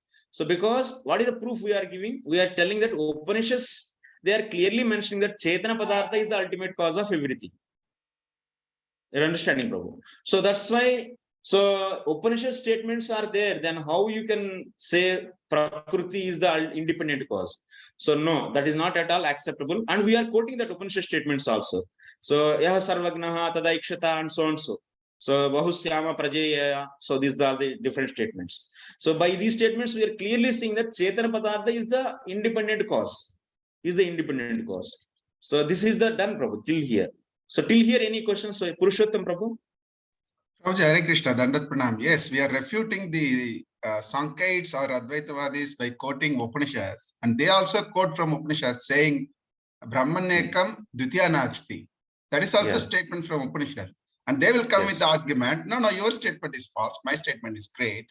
But we can argue with the Sankaites or Sankaites saying that you are saying Prakriti having the Swatantrata, it is having the independentness. If that is the case, whatever the Swatantrata of Jivatma. What about? So who is the cause? So if activity is done, karma is only for the Jivatma. Why not for the Prakriti? We can ask that question to the Sankaites. And he says, so your understanding is partial, whereas activity is taken place because the Jivatma having Swatantrata, the independentness, it is caused bondage. If the Jivatma don't have independentness, where is the point of occurring karma? So that point we can establish and then refute the Sankaites also, correct? So we have so many ways to refute, but here contextual is only thing is their point is Prakriti is the independent cause, and our point is Prakriti. How they are catching us? Because we are caught by them. When we said the Ishvara is the Upadana Karanam, then they caught immediately us. Hey, you are saying Ishvara is the Upadana Karanam, then he is changing his shape. So which is not desirable by you. So that's why you should also follow my philosophy. You should accept Prakriti as Upadana Karanam and it is independent, and Purusha or the Ishvara is the Nimitta Karanam. Like that you should accept. They said like this. Then immediately we are refuting them. Hey, no, we don't follow your statement. We are saying, Upanishads are saying the Ishvara is the, Chetana is the ultimate cause of everything. So this much only discussion happened here. So after this, what is explained? Who will continue?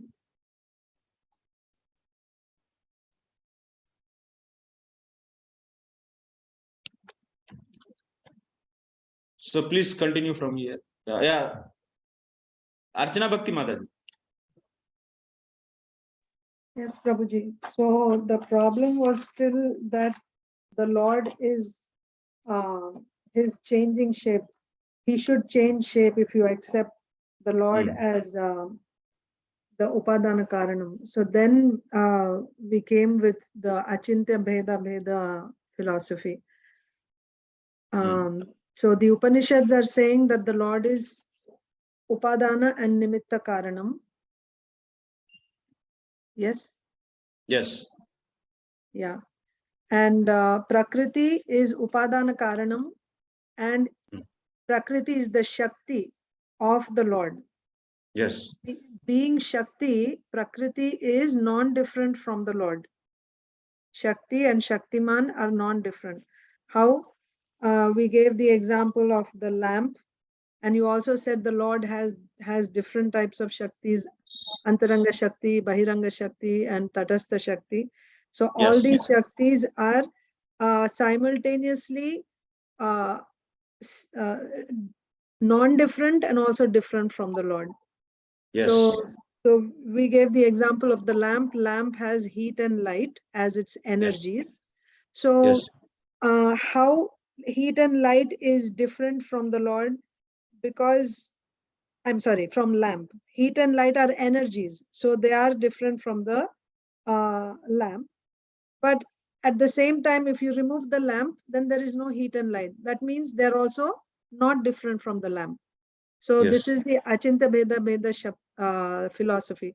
So Prakriti, being the Shakti of the Lord, is simultaneously different and non-different from the Lord. So if Prakriti is Upadana Karanam, Prakriti being the Shakti of the Lord is the Upadana Karanam through Prakriti. Yes. Yes. Yes. This is the point. So in this way, we satisfied the Purupakshi. So we are also saying that Ishvara is Upadana Karanam, and how he is the Upadana, and also there is no change in his shape. There is no change in his shape because his form is because of what? Because of Swarupa Shakti. We are accepting one more Shakti. How can you accept many Shaktis? Because Upanishad is saying Parasha Shaktir Vividhaiva Shruyate. Upanishad is saying Lord is having many potencies. So there is one more potency I accept.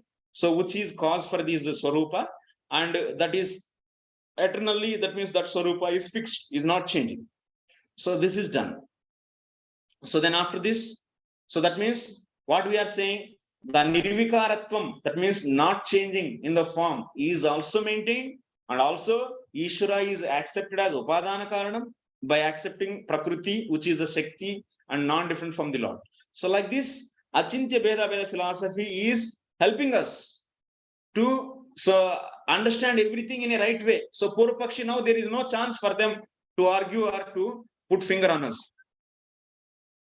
So then what is next? Subhangi Mataji. Hare Krishna, Prabhuji. I raised to ask doubt, but I can continue, Prabhuji. You can ask doubt out. Okay, continue your doubt. Yeah, Prabhuji, I was just wondering because in the previous sessions we had mentioned that Atato Brahma Jignasa, it is the result. The result is Dhimaki. You said the word Dhimaki comes as a result of this Atato Brahma Jignasa. And then whom this Dhimaki is, it is Janmadasya Yataha. But today when you said, you gave a very different explanation for that Atato Brahma Jignasa, Prabhuji. The connection that you made was little different. And what was the third one which you connected, Prabhuji? Because fourth one you just said now, Sutra, Brahma Sutra, the third Brahma Sutra. Yeah. What I said actually, in the previous class, I said, Athato Brahma Jignasa. So what this sutra, basic meaning of this sutra is what? After that, one should inquire about Brahman. So one should inquire about Brahman, Brahma Jignasa. Who is saying? Vedavyasa is saying. So this is the first sutra. One should inquire about Brahman. So after inquiring, what is the result? So you'll be coming to know the Brahman and the features of the Brahman and glories of the Brahman and magnanimous qualities of the Brahman. You will come to know. Then after that, what you will do finally? Meditation you will do. Okay. So that's why the result of the Athato Brahma Jignasa is what? Meditation.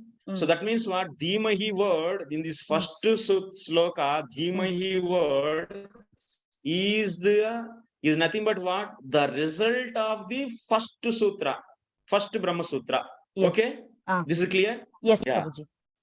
Prabhuji. Today what I am saying next, today I said Athato Brahma Jignasa. This is the first sutra given by the Vedavyas. Then after that, Janmadhyasya Yataha, he is telling. Yes. He is asking us to inquire about the Brahman. So then what is that Brahman? He is only telling in the next sutra. That is the one which is cause for the creation, maintenance and destruction. Okay? Like you see in the first sloka of the Bhagavatam and also these Brahma Sutras are matching. So that second one he's saying, so that means in the first sutra, he's asking inquiry. He is asking us to inquire about the Brahman, and what is the result of that inquiry? That is the Dhimahi, which is there in the Bhagavatam first sloka. Okay, there is a connection you are seeing or not? Yes, with the Brahma Sutras and the Srimad Bhagavatam sloka. Yes. So Dhimahi is nothing but is indirectly Dhimahi word indicating whom? Dhimahi word is indicating about the Brahma Jignasa. Yeah. First sutra. Yes. Yes, because Prabhuji. What is the third sutra, Prabhuji? That is what I wanted to know. What was the third sutra that you said? Third sutra, actually, I didn't go. Tattva Samanvayata. Tattva Samanvayat. Okay, Prabhuji. Yes, yes. Tattva Samanvayat. Okay, but you mentioned it briefly, but you have not. So I didn't get it, Prabhuji. I didn't mention. I just what I said. Vedavyasa is telling in the first sutra to inquire about the Brahman. Then after that, he is telling about that Brahman. Who is that Brahman? So that Brahman is the cause for the creation and maintenance and destruction. Like that, the flow is going, I said. Like that, sutras are telling about the Brahman, and they are telling that Brahman is the cause for the creation. So why the Brahman is cause for the creation? So then that is said in the 5th sutra. Ikshiter nashabdam. So, but this is the thing you asked doubt, Mataji. But I am asking, what is the next thing we explain? Yes. Now I'll try to explain, Prabhuji. Please correct me. Then the conclusion is Lord Swarupa is beyond Prakriti. That is what we came to understand. Prakritihi upadhanam purushaha adaraha kala brahmaha tad tritiyartham tu. So that means Prakriti is even though Prakriti is considered to be upadhana, purushaha is the adara. That is Karnodaka Sai Vishnu that you mentioned. And then Kala, how does he do it? Through his potency. That is through his glance and time factor. So that we came to understand. This is also mentioned in the 11th canto, which is said by the Lord to Uddhava. So that you mentioned. So Purusha, Prakriti, Kala, all are one, coming from all are one, but coming in different forms. So that we saw. They are all. Lord is saying that these are all me only. Me, aham. That means these three are me only. I only those three. So he's telling. Yes. So those three are non-different from the Lord. How they are non-different? So Karnanusaya Vishnu is a manifestation of the Lord, so he's avatara, so he's non-different. And others are Saktis of the Lord, so they are also non-different from the Lord. So like this, they are all ultimately coming from the Krishna. Yes. Aham means here who? Krishna. Yes. And then we saw that through Prakriti, Lord is Upadana Karana, but his Swarupa is different. When he desires to create, then he glances at Prakriti and makes the Kala Shakti enter into Prakriti through his glance. So, and then Krishna is the independent cause. He is the Svatantrena Karanam that we saw. Means nobody is the cause. All these which are, you are seeing the causes of the creation, all those are all non-different from the Krishna. So that's why ultimately, so Krishna that means the Parameshwara is the independent cause. But Sankhya's, they don't see the connection between the Purusha and Prakriti. They say Prakriti is independent and Purusha is just an assisting element. So their philosophy is, so Prakriti is the independent cause. But we are saying that Prakriti is also Shakti of the Lord and which is not different from the Lord. So this is the difference between the Sankhya's philosophy and our philosophy. Yes. And for that you gave the explanation of Potter. Who's Potter? He has causes in father. So like that, if you come to the last stop, it is Krishna. No, Krishna is the Mata, you should, one second, you should stick to the main. Is there are final details? Final details are okay. But what is the flow? So okay, Potter, who is Potter? Potter is Nimitta Karanam. So okay. Potter is he the independent cause? Is he the independent cause? No, he is not the independent cause. Because the father is the cause for him. And then his cause is his father. Is so like one that. More yes. Okay, next who will tell? Okay, thank you, Mataji. So who will continue from here? Hare Krishna, Prabhuji. These explanations were referred with respect to Artheshu Abhigna to explain the Lord is fully cognizant, that factor of cognizant. And Artheshu means the source or the one who's as a sustainer or the purpose of manifested creations. So that was the established statements that you actually prepared, you stated. And to give this aspects of it, you took the statements as ikshate na shabdam, in the sense that... One second. Ikshit, so next, that means janmadhyasya yato anvayad itaratascha. Till here, we already explained. Then after that, we started explaining about the next part of our sloka. That is Artheshu Abhignaha. So this part we want to explain. So to explain this, what we are saying. Actually, there is a connection between the first established statement to this also. Because even though the Janmadesya has been explained through the three aspects of Prakriti, Purusha and Jiva, the non-difference of the energies, we are still continuing Artheshu Abhigna as part of that connection itself. And therefore, we are trying to establish about the, the more qualifications of that Ishvara, and which is being talked about in the Artheshu Abhigna. And yes, very good point. Natu jada prakriti. Yes, Prabhu. Exactly. Natu jada Exactly. prakriti ityah. That means prakriti is not the independent cause. We said already. And to say even furthermore about the Parameshwara. So, but who can be the definitely the independent cause for this creation? To substantiate this further. So, Artheshu Abhignaha is coming actually. Yes. Artheshu Abhignaha is coming. Yeah. So, what is the meaning of Artheshu Abhignaha? One who is renowned in all the scriptures, both for the creation and the non-created objects. So, he is the renowned personality among the created and non-created objects. So this is the how, yeah. So this is establishing that he is the famous personality and you should accept him as the independent cause, not the Prakriti. So Prakriti is not glorified like that. So this is the thing we are saying. So we are further stamping on that means we are trying to Sankates further we are telling, they are smashing their scope actually to say Prakriti any further, so independent cause. Yes. So just even up to this point of understanding itself, I was actually appreciating the statements of Śrīla Vyasadeva, and then further explanation and bringing the impact of that by Śrīla Viśwanātha Cakravartī Thākura, because Śrīla Vyasadeva, having completely assimilated all of the philosophies, he presented the highest, and then Viśwanātha Cakravartī Thākura is elaborating to establish why it is highest and how it is highest. And therefore, these different elements are being separately discussed to establish this fact.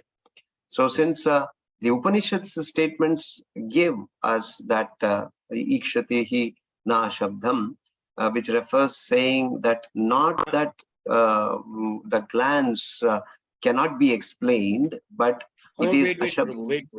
No, bro, no. Actually, here, so after Artheshu Abhignaha, so we started opening the discussion of the Artheshu Abhignaha. So definitely why we are discussing to say that Prakriti is not the independent cause. The famous entity is the Lord only. So that's why he is only the independent cause. So in that way, you can see.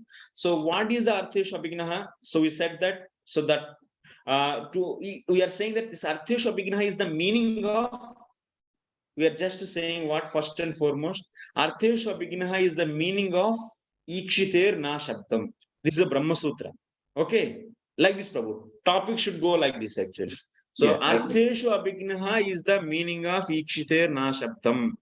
So what is that? That means you can understand very nicely Artheshu Abhignaha when you understand Ikshiter na Shabdam, this Brahma Sutra. So this is the point now. So next, Archana Bhakti Mataji, continue. So Artheshu Abhigyaha is the meaning of Ikshate na Shabdam. So in order to understand the meaning of, so the next step is we have to understand the meaning of Ikshate na Shabdam. In order to prove that Artheshu Abhigyaha is the meaning of Ikshate na Shabdam, first we should understand what is Ikshate na Shabdam, what is the meaning of Ikshate na Shabdam. So then we have to break down Ikshate na Shabdam into words. So there we see Ikshate, Ikshana, the word Ikshana. So what connection does this word Ikshana have with Upanishad? So then to understand Vedanta Sutra, well, anyway, so you gave us the context. We should understand the context of, this is the 5th verse of the Veda Sutra. So the previous 4 sutras, we have to look at the previous 4 sutras. So the first sutra is saying Athato Brahma Jigyasa. That means one should inquire about Brahman. And the next one is saying Brahman is the cause for creation and so on, maintenance and destruction. So the context is that Brahman is the cause for creation, and this particular sutra is saying Ikshana means glance. So this statement is actually telling us that Brahman is the cause for creation because of glancing on Prakriti. So Ikshanat means because of glancing. This is the hetu. You said this is the cause. The glance. It's a very special cause. The meaning of Ikshita is because of seeing. So why Vasudev gave this because of seeing in this sutra? This is the question. Then you are understanding why he, that means just a word he kept it because of seeing in the sutra. So what is the intention of keeping this word here in this sutra? So to understand then what we did, we are going through the flow of the sutras. First sutra is telling, so to inquire about the Brahman. Next sutra is telling about the creation. That means Brahman is the cause for the creation. So like that flow is going. So then you are understanding, oh, he is saying because of seeing means Brahman is the cause for the material creation because of seeing. Where it is said? It is said in the Upanishads, Tad Aikshata. When Lord wants to become many, then what he did next? Tad Aikshata. He saw that. Oh, acha, that means here Vasudev is telling because of seeing means he is telling that Ishvara is the cause for the creation because of the seeing, which is already said in the Upanishads. So like this, you will understand. You will understand the Brahma Sutras. So through the Brahma Sutras, you are understanding the Upanishads. Okay, Mataji? Yes. Clear? Yeah. Yeah. So then after that, na ashabdam. What is a na ashabdam? That tomorrow we will discuss. So we concluded today with the respect of saying that after inquiring from Brahman, understanding that he is the cause of all causes, and that all causes, cause of all causes refers to the Prakriti as the Upadana Karana, and the Lord himself as the Nimitta Karana. No, Prabhu, cause of all causes, from where you are bringing this? Janmadhyasya. Just I'm trying.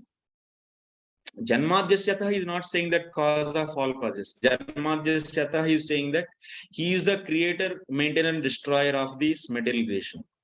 Yeah, so I'm referring from that purpose, from that aspect of the one who is the cause of creation, maintenance, and annihilation. With respect to that, because the very statement which talks us about the inquiry of Brahman, then it is qualifying what the Brahman does, which is talking of maintenance, creation, and annihilation. And then the next statement talks about the qualification of how he is actually doing these processes. So for that purpose, this word of Ikshate has been actually introduced as through the glance that he's actually doing this activity. So till that point we discussed today as to qualify how the Lord is connected through this systematically. Yes, bro. Fine, bro. Thank you so much. Next, Rameshwari Mataji, she's raising her hand. I have a question, Prabhu. Yes, Mataji. So this Purva Pakshi arguments, especially the Sankhya type of arguments, Sankhya's also these arguments are also based on Upanishads, no? Or is it just Sankhya people just speculate? Speculate. Only the Anacharya is the perfect Acharya Vyasdev. All others they speculate, mental speculation. But speculation based on the statements of the Upanishad, like they speculate what the Upanishad statement could be, like that, or there is a lacking in their speculation. That is there. That's why Vyasdev concluded everything in the form of Vedanta Sutras. That's why the school of philosophy given by the Vyasdev is the complete, not the others. So because Sankhayites, they are taking partially some statements and they are trying to give the philosophy. Oh. Definitely there is a lacking in them. Okay. That means they also read the Vedas and Upanishads, but just that their understanding is biased and it is not pure. Okay. You see, for example, there is a statement in Shiva Purana, Shiva is the ultimate Lord. So who is worshipped by the Brahma and Vishnu? Without studying the ultimate literature of the Vasudeva, that is Bhagavatam, and also in the Bhagavatam also you should study in a systematic way. Even in the Bhagavatam also you will see Vishnu is the cause for the Krishna and Balaram. So without thorough studying and maybe some part of the book, something you take and if you give your own philosophy, how can you say it is a complete? But there is a Yes, question. Mataji. But there is a also on the ISKCON especially that the pramanas are very much based on the Puranas. So why? Wherein so many Puranas, generally in other schools, they don't take so much Puranas, no? How is that? Even we see Jiva Goswami and Prabhupada, everybody in the line are taking Puranas as some pramana. So, but some people argue that in ISKCON you do like this. This is not correct. Yeah. Yes, definitely. They say that you are not following the Shruti Upanishads and you are taking the Purana. Why? Good question. So that's why you should know the ontology, the Pramana Siddhanta. That means establishing the Pramanas. So Jiva Goswami very thoroughly, left and right, actually, he defeated all the others in the Tattva Sandarbha, established Srimad Bhagavatam as the Cakravartī Pramana, the emperor Pramana of all the literature. And you can go through those lectures and it is a very detailedly explained, Mataji. And nobody can put finger on that actually. So how Srimad Bhagavatam is the ultimate Pramana and why we should follow that only. He established that. Even he wiped off all other Puranas also and also other Upanishad statements. So, but ultimately, even they are also inferior to the Srimad Bhagavatam. Ultimately, the supreme Cakravartī means there is no one can rule him actually. In this whole planet, no one can rule him. He is the topmost authority on this earth planet. Similarly, among all the Purana, all the Pramanas, Srimad Bhagavatam is like a Cakravartī actually. Nobody can put or can argue or can give the different opinion. Even if they give different opinion, those opinion is inferior to that. So because Bhagavatam is already established. And Puranas also is a Veda. It is not just some Smriti. It's a Panchama Vedatvam. Vedatvam is there. Many arguments are there, Mataji. You can see like anything he established. Oh, okay. Okay. Yeah. Next. Purushottam Prabhu. Prabhuji, also the Mayavadis, not only Sankyayites, including the Mayavadis, they take so many quotes from Vedas, especially Upanishads, Yeah. and their interpretation is biased and then incomplete. Yes. That is where all the problem starts. So our Yes. acharyas are so grateful, merciful, and compassionate to these incomplete Yes. knowledge fellows, saying, no, Yes. this is not the proper understanding. This is the way Yes. to understand. So Yes. understand the Supreme Lord is not what you call assisting the Prakriti, whereas Prakriti is came out from the Supreme Lord. He is the cause of all causes. That they are establishing. That is amazing Yes. point. Hare Yes, Krishna. Prabhu. Just want to Hare share. Krishna. Yeah. Thank you. So, okay, thank you very much. So, this, because many times we will be seeing many people in our society who are having the different types of arguments and different opinions about the creation and about the existence of the Lord. So, all these are all very systematically by our acharyas are established, and all their opinions are refuted in all our books, like Shat Sandarbhas, like the acharyas' commentaries, and the Bhashya and the Vedanta Sutras. And there's a big work is there. So to study, and also I encourage all of you to maintain your patience and steadiness to attend the regular classes. So thank you very much. And it is just a beginning of our endeavor, na? It's not the final. So we have to, and also you don't think that, oh, why we have to need of this kind of study. So please don't bring that kind of thought in your mind, because this is also Bhagavad Katha, and ultimately we are seeing the glories of the Lord in every sentence and every time. So we are trying to glorify the Lord and we are trying to see his greatness, which is really very much needed to develop our Shraddha very strongly and firmly, which helps so to become fixed in our bhajan actually. So Shraddha is the important thing to become fixed in the bhajan, steady in the bhajan. Okay, thank you very much. So for kind and patient hearing, already I took a lot of time extra. So it is only doubt session. I told already. So if anyone wants to leave at any time, they can leave. I told. So don't think that I took extra time. This is No, only Prabhuji, the clarification of the doubts. thing is, we are like a small infant trying to crawl. You are helping us to stand up and then walk. So we are very much grateful to you because we don't know how to walk yet. So once we get the what you call Shakti or confidence to walk without struggling, then we can understand the flow. So thanks a lot for all your effort making us to understand. Thanks a lot. Thanks, Prabhu. So please, I need all of your blessings to continue this service. So Hare Krishna. So Vancha Kalpatarubhyascha Kripa Sindhubhyo cha Patitanam Pavanebhyo Vaishnavebhyo Namo Namah. Ananta Koti Vaishnu Bhaktarvrinda ki jai, Śrīla Prabhupada ki jai. Gaur Premanandi. Hari Hari. We'll meet in tomorrow's class. Hare Krishna. We'll end the session.